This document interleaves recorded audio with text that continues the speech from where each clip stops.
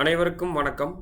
So இந்த வீடியோவில் நம்ம என்ன பார்க்க போகிறோம்னு வந்து பார்த்துட்டிங்கன்னா, ஒரு 2 நாளைக்கு முன்னாடி ஒரு சின்னதாக ஒரு வீடியோ வந்து ரிலீஸ் பண்ணியிருக்காங்க. என்னென்னு வந்து பார்த்திங்கன்னா, ஒரு ஃபேமஸ் யூடியூபர் மதன் கௌரியும் ஒரு ஆஸ்ட்ராலஜரும் வந்து பார்த்திங்கன்னா, அவருடைய வாழ்க்கை இதை வந்து ப்ரிடிக்ட் பண்ணுறதுக்கான ஒரு விஷயத்தை வந்து அதில் லைவாக வந்து போட்டிருக்காங்க.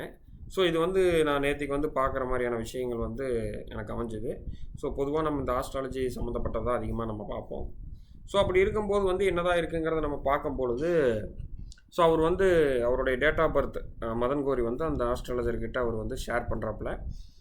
ஸோ அந்த டேட் ஆஃப் பர்த் வந்து பார்த்திங்கன்னா, இப்போ நம்ம இதில் நம்ம சாஃப்ட்வேரில் பார்க்குறோம். ஸோ இந்த இடத்துல வந்து இதான் அவரோட date of birth, time of birth அவர் அங்கே சொல்லியிருக்கிறதை வைத்து, ஏன்னா அவர் அப்பவும் கேட்குறாரு உண்மையான டேட் ஆஃப் பர்த் தான் சொல்லணும் அப்படின்னு, உண்மையான விஷயத்தையே சொல்கிறாப்புல.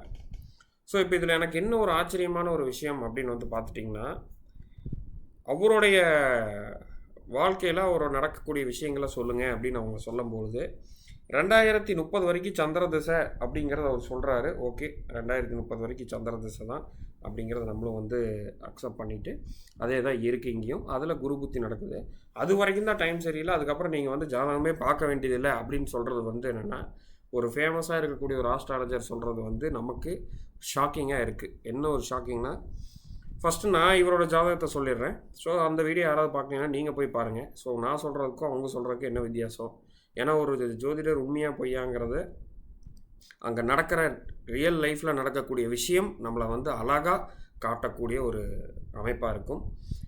ஃபர்ஸ்ட் ஆஃப் ஆல் நம்ம என்னென்னா, முன்னாடி இவருக்கு இப்போ என்ன நடந்துக்கிட்டு இருக்கு, அடுத்து என்ன நடக்க போகுதுங்கிறத நம்ம இப்போ பார்த்துடலாம். ஸோ ஃபஸ்ட்டு இவருடைய ராசி வந்து பார்த்திங்கன்னா சிம்ம ராசி, தனுஷ் லக்கணம். ஃபர்ஸ்ட் ஆஃப் ஆல் இவர் லைட்டாக ஃபேமஸாக இருக்கிற காரணமே இவரோட ராசி தான், சிம்ம ராசி. இதை நம்ம எடுத்துக்கணும். ஏன்னா 1ஆம் பாவத்தோடைய ராகுவும் தொடர்பு இல்லை, லக்னாதிபதியுடையும் ராகு தொடர்பு இல்லை. ராசியோட வலிமையில் மட்டுமே இவர் வந்து இந்த அளவுக்கு ஃபேமஸாக இருக்கார். ஃபஸ்ட்டு விஷயம். ரெண்டாவது, இப்போது இவருக்கு நடந்துக்கிட்டு இருக்கக்கூடிய திசை வந்து சந்திர திசை, குரு புத்தி நடந்துக்கிட்டு இருக்குது. சந்திர திசை அஷ்டம அதிபதி, சந்திரன் வந்து இவருக்கு வந்து அஷ்டம அதிபதி. அதனுடைய காரணத்தை வச்சு மட்டுமே இவருக்கு வந்து தலையில் அடிபடும், நியூரோ ப்ராப்ளம் வரும்னு சொல்லுவது முழுக்க வந்து தவறான ஒரு விஷயமா சொல்லுவேன். ஏன்னா ஆல்ரெடி வந்து கடகத்தில் பிளானட் இருக்குது. கடகத்தில் ஒரு பிளானட் இருக்கும்போது சந்திரன் வந்து அஷ்டமத்தை வேலைகளை செய்ய மாட்டார். அப்படி செய்கிற மாதிரி இருந்தால் அவர் இன்னும் நேரம் வந்து இந்த இடத்துல உட்காந்துக்கிட்டே இருக்க முடியாது. சந்திரனோட பார்வை நேராக நீங்கள் பார்த்துக்கிட்டிங்கன்னா குரு தான் இருக்குது. ஸோ அதுவும் வந்து பார்த்திங்கன்னா இவருடைய ஜாதகத்தில் குரு வந்து வக்ரம். ஸோ அப்புறம் வக்ர குரு அது ஒன்று தான். அப்புறம் குரு வந்து லக்னாதிபதியாக இருக்கிறதுனால அவரை வந்து எந்த ஒரு தவறான முதலீடும் பண்ணாமல், தவறான விஷயத்தை யோசிக்க விடாமல் அழகாக இப்போ வரைக்கும் அவரை மேலே கொண்டு வந்திருக்கு. சந்திர திசை என்னை பொறுத்த வரைக்கும் அவருக்கு 2030 வரைக்கும் நல்லா தான் இருக்கும்.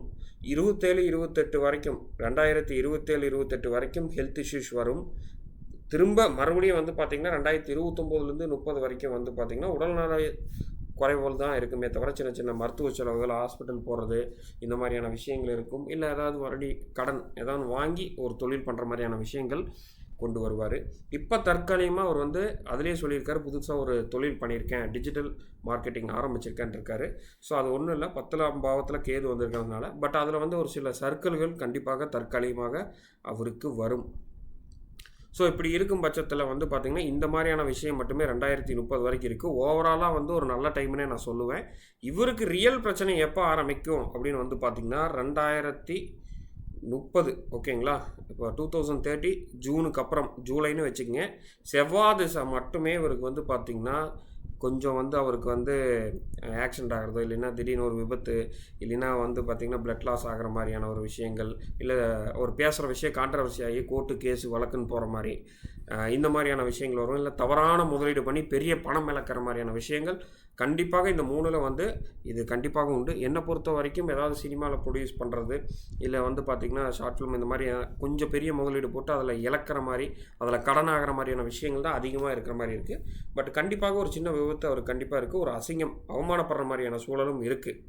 ஸோ இப்படி இருக்கிற பட்சத்தில் 2030க்கு மேலே நீங்கள் ஜாதகமே பார்க்க வேண்டாம்னு ஒரு ஃபேமஸ் ஆஸ்ட்ராலஜர் சொல்கிறது ரொம்பவுமே ஷாக்கிங்காக இருக்குதுங்க. ஸோ எப்படி இருக்குன்னு, ஏன்னா ஏன் இந்த வீடியோ நான் போடுறேன்னா, கடந்த ஒரு மாதமாக நான் பார்த்த ஒரு 2-3 பேரில் பார்த்ததில் ஒரு 2-3 பேரில் அவங்க சொன்னது, சார் இந்த வருஷத்துக்கு அப்புறம் நல்லா இருக்குன்னு அவங்க சொல்லியிருக்கிறாங்க அப்படின்னு அவங்க சொல்கிறாங்க. ஸோ நம்ம என்ன பண்ணோம்னா, அப்போது முன்னாடி இந்த புத்தி வந்தப்போ நீங்கள் எப்படி இருந்தீங்கன்னு கேட்டபோது கண்டிப்பாக நஷ்டமடைஞ்சிருப்பீங்க, வாழ்க்கையில் கொடுமையான விஷயத்தை அனுபவிச்சிருப்பீங்கன்னா ஆமாங்கிறாங்க. அப்போ அதை திசை வரும்போது அது எப்படி நீங்கள் நல்லா இருப்பீங்க அப்படின்னு நம்ம கேட்கும்போது ஷாக்காகி நிற்கிறாங்க. ஏன் ஒரு சிலர் ஒருவேளை அவர் வந்து என்னென்னா, அவரை நான் எப்பவுமே இப்போ ப்ளேம் பண்ணலை, எந்த ஒரு ஆஸ்ட்ராலஜரையும் நான் ப்ளேம் பண்ணல. மேபி அவசரத்தில் பார்க்குறதோ இல்லை ஒரு மொபைலில் பார்க்குறதுல ஏதோ ஒரு தவறு கூட பண்ணியிருக்கலாம். பட் மதன் கௌரி இந்த வீடியோ பார்த்தாருனால் இதுதான் உங்கள் ப்ரிடிக்ஷன். அவர் பார்த்தாலும் சரி பார்க்கலினாலும் சரி, இந்த இடத்துல நான் வந்து பொதுவாக யூடியூப்லேயே வெளியிடுறேன். நீங்கள் எல்லாருமே பார்க்க தான் போகிறீங்க. அடுத்து என்ன நடக்க போகுது, அவரோட 2030க்கு அப்புறம் என்ன நடக்க போகுது. ஸோ இப்போ வரைக்கும் அவர் வந்து மேனேஜ் பண்ண தற்காலிகமாக தொழிலில் சின்ன ஒரு வந்து பார்த்திங்கன்னா ஆரம்பிச்சிருக்காரு. அதில் சின்ன சுணக்கங்கள் வரும். அது மறுபடியும் மீண்டு வரக்கூடிய அம்சங்கள் இந்த சந்திர திசையில் இருக்குது. ஸோ சந்திர திசை இவர் கண்டிப்பாக ஒரு பேரும் புகழும் கொடுத்துருக்கு. செவ்வாயில் தான் கண்டிப்பாக இதாகும். ரெண்டாவது அதுக்கடுத்து ராகு திசை வருது. அதுலேயும் வந்து பார்த்திங்கன்னா இவர் முதலீடு இல்லாமல் பண்ண வரைக்கும் ஓகே, முதலீடு சார்ந்து பண்ணார்னா கண்டிப்பாக அதுவும் பெரும் நஷ்டத்தை ஏற்படுத்துங்கிறதுல எந்த மாற்றம் கிடையாது. ஸோ ராகு திசையும் இவருக்கு சரியாக கிடையாது. ஃபாரின் போயிட்டாரு, இல்லை அப்ராட் போய் அங்கே போய் விளாக் போடுறாருங்கிற பட்சத்தில் நல்லா மேலே வருவார். சிம்பிளாக சொல்லப்போனால் இந்த யூடியூப்பு இந்த மாதிரி ஆக்டர் இந்த மாதிரியான விஷயத்துக்குள்ளே சேல்ரி பேஸில் போனார்னா இவர் எந்த ஒரு பெரிய ஒரு விஷயமும் இல்லாமல் தப்பிச்சு கொண்டே இருக்கலாம். இல்லை நான் முதலீடு பண்ணுறேன், நான் அதை வந்து சினிமா ப்ரொடியூஸ் பண்ணலான்ட்டு இருக்கேன், இல்லை வந்து பார்த்திங்கன்னா ஷார்ட் ஃபிலிம் எடுக்கலான்ட்டு இருக்கேன், இல்லை ஃபினான்ஸ் பண்ணுறேன்னா பெரிய இழப்பு வரும். பட் இருந்தாலும் நான் அடுத்து வரக்கூடிய செவ்வாய் திசை நான் சொன்னது கண்டிப்பாக நடந்தே தீரும். இது வந்து என்ன சாட்சின்னு வந்து பார்த்திங்கன்னா நம்ம யூடியூப்பில் போட்டிருக்கோம். இப்போ வந்து அவருக்கு ரைட் நவ் கேட்டிங்கனாலே அவருடைய ஜாப் பிஸ்னஸில் இப்போ அவருக்கு வந்து என்னென்னா போட்டு சர்க்கிள்கள் இருக்குது. அது வந்து எந்த ஒரு மாற்று கருத்தும் இல்லை. இப்போ இதில் அவரோட பர்சனல் லைஃப் நம்ம எடுக்க வேண்டாம்னு நினைக்கிறேன். ஸோ அவங்க வந்து மேரேஜ் இஷ்யூஸ் எல்லாமே, அதுவும் வந்து 7ஆம் பாவத்தோட சனி தொடர்பு இருக்குது. 7ஆம் பாவாதிபதியான புதனுடைய சனியோட தொடர்பு இருக்குது. ஸோ அப்போ ஃபர்ஸ்ட் ஆஃப் ஆல் வந்து பார்த்துட்டிங்கன்னா இவருடைய ஜாதகத்தில் ஒரு சிம்பிளாக சொல்லப்போனால் லவ் ஃபெயிலியர்கள் கண்டிப்பாக இருக்கும். திரும்ப வந்து பார்த்திங்கன்னா பிரேக் ஆகிற மாதிரி தான் இருக்குது. ஸோ அதை நம்ம ரொம்ப இன்டெப்த்தாக நம்ம உள்ளே போக வேண்டாம், அதை நம்ம ஸ்கிப் பண்ணிடுவோம். அது அவருடைய பர்சனல் வாழ்க்கை. ஸோ இப்போ என்னென்னா அவரோட கெரியரை மட்டும் நம்ம பார்க்குறோம். அதுவும் எதனால் நம்ம இதை இப்போ வந்து யூடியூப்பில் போடுறோம்னா அங்கே ஒன்று இருக்குது. ஸோ இது வந்து நாளைக்கு நடக்கலைன்னா ஒரு ஆஸ்ட்ராலஜியை பொய்ன்னு யாரும் வந்து நினச்சிடக்கூடாது. பார்க்குற ஆஸ்ட்ராலஜர் வேணால் தவறாக பண்ணியிருக்கலாமே தவிர ஆஸ்ட்ராலஜி பொய் கிடையாது. இது நான் நிறைய இடத்துல சொல்லியிருக்கேன். ஸோ ஒரு இடத்துல ஒரு சின்ன தவறான கேல்குலேஷன் ஒருவரோட வாழ்க்கையோட பிடிச்சனே மாறிடும். ஸோ அவர் சொன்னது வந்து பார்த்திங்கன்னா 2030க்கு மேலே நல்லா இருக்குன்னு, பட் அது அப்படி கிடையாது. ஸோ அதோடைய விஷயம்தான் நான் இப்போ உங்களுக்கு சொல்லியிருக்கேன், ஒரு சில விஷயங்கள் நடக்கும்னு. ஸோ இதை நீங்களே லைவாக பார்க்க போகிறீங்க. ஸோ கண்டிப்பாக இந்த வீடியோ பிடிச்சிருக்கும்னு நினைக்கிறேன். ஸோ மீண்டும் இன்னொரு வீடியோவில் சந்திப்போம். நன்றி, வணக்கம்.